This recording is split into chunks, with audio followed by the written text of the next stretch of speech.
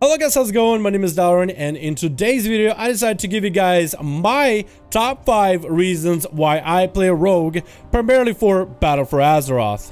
Now I thought about maybe dropping in you guys another dueling video, but then I thought let's just do something fun, which is why we're doing this type of video today.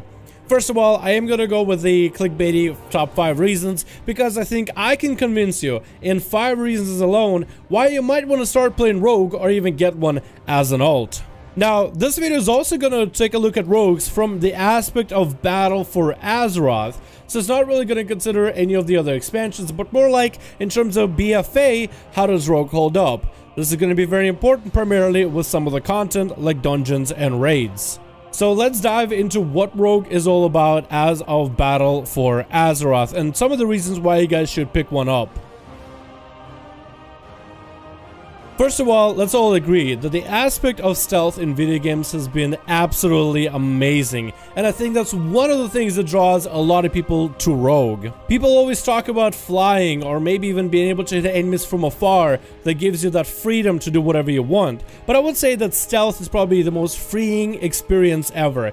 It gives you freedom of movement, so you're able to go wherever you want to go, and even allows for exploration. I've played a lot of games in the past where I eventually convert just about every character that I play into a stealth-based character. I always want to make a character in other games outside of World of Warcraft, maybe a powerful warrior just so I tried something new. Or maybe I want to be a mage that slings lightning spells at enemies, draining enemies of MP. But eventually every one of those characters gets kinda tiresome to have to slug through every single enemy that you see, so evidently I end up spending a little bit extra points into stealth. Stealth allows you to bypass certain enemies, especially the deadly ones, and avoid them outright, or even sneak up on an enemy that's waiting to ambush you around the corner.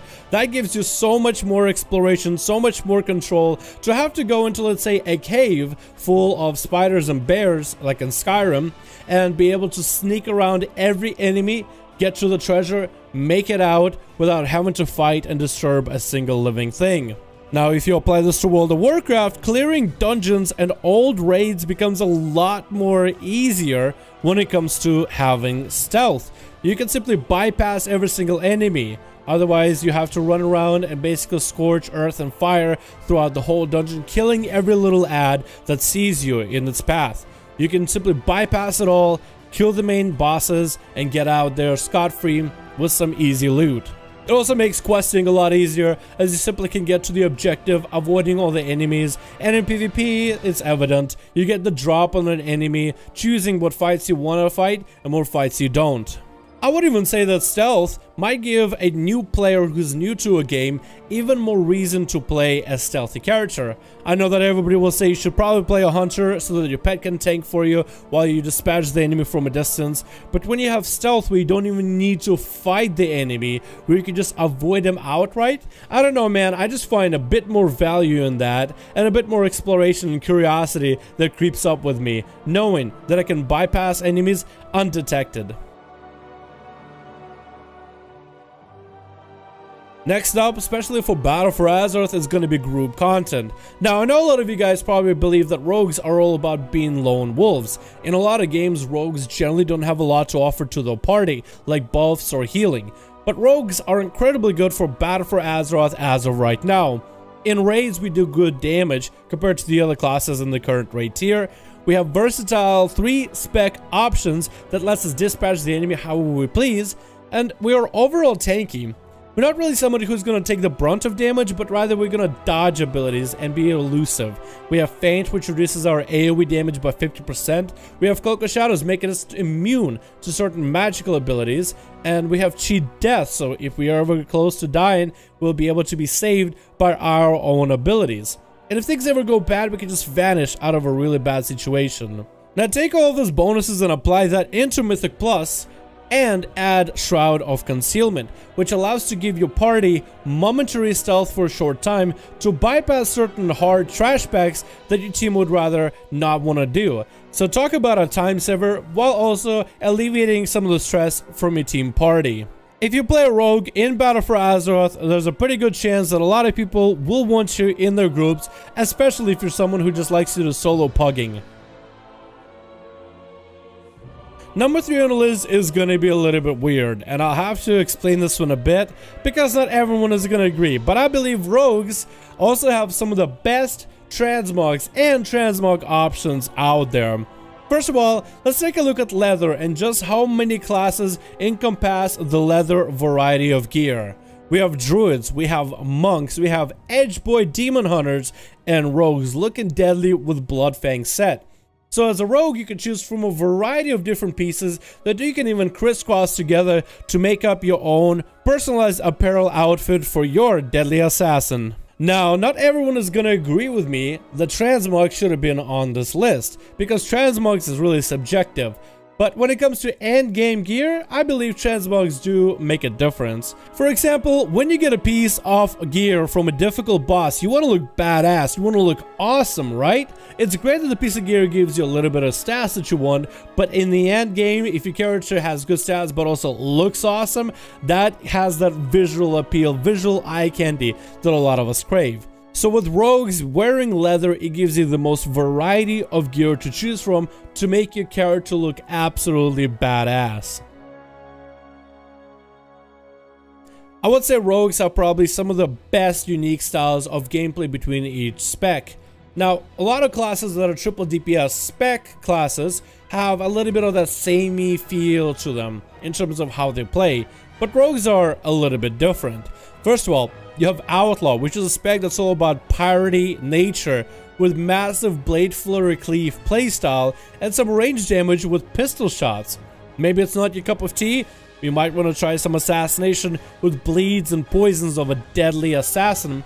But even then, even if neither of those two specs appeals to you, and pardon my bad joke, and they might not be your cup of subtlety, then subtlety might be the spec for you. Subtlety is different from other specs. It sits in the shadows, makes a plan, and then it's all about executing that plan as deadly and bursty as possible. A lot of people describe why they like rogues because whenever you change the spec of your rogue, even when you go from something like Assassination to an Outlaw, it feels like a whole nother class. The feeling of running around with two fast-paced daggers slinging dots on your enemy and then having to swap to two double swords slinging a pistol shot around and managing buffs, it makes you feel like you're stepping into a whole nother class altogether. Some of the other classes that have a triple DPS spec playstyle feel a little bit samey. We'll take Mage as a good example since that's another alt that I've been playing a lot of recently. When you have Frost Mages, what is your basic builder? A Frost Bolt, a basic ability where you cast a spell of frost.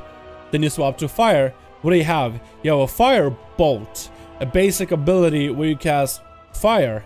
And then you swap to Arcane, and what do you get? You get a basic ability that you cast that's called Arcane Blast, but might as well be called Arcane Bolt. There's a little bit of that sameness to all the specs. Now I know the general playstyle of crits, of Shatter versus Pyro crits versus Arcane missiles for mages is all gonna feel different, but there's a little bit of that samey feel to each of the specs regardless.